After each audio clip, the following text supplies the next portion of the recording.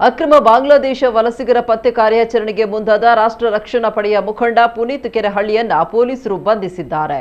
Soladevanahalli police ಠಾಣೆ ವ್ಯಾಪ್ತಿಯ ಕೆಂಪಾಪುರದಲ್ಲಿ ಅಕ್ರಮ ಬಾಂಗ್ಲಾ ವಲಸಿಗರು ಇದ್ದಾರೆ ಎಂಬ ಆರೋಪದ ಹಿನ್ನೆಲೆ ಪುನೀತ್ ಕೆರೆಹಳ್ಳಿ ಅಲ್ಲಿಗೆ ತೆರಳಿದ್ರು.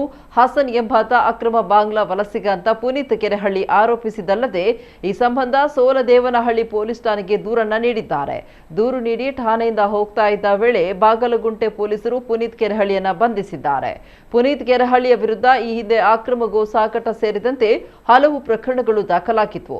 ಹಲವು ಬಾರಿ ನೋಟಿಸ್ ನೀಡಿದ್ರೂ ವಿಚಾರಣೆಗೆ ಹಾಜರಾಗಿರಲಿಲ್ಲ. ಇದೇ ಹಿನ್ನೆಲೆಯಲ್ಲಿ ಬಾಗಲಗುಂಟೆ ಠಾಣೆಯ ಪೊಲೀಸರು ಈ ಪ್ರಕರಣಕ್ಕೆ ಸಂಬಂಧಿಸಿ ಅವರನ್ನ ಬಂಧಿಸಿದ್ದಾರೆ.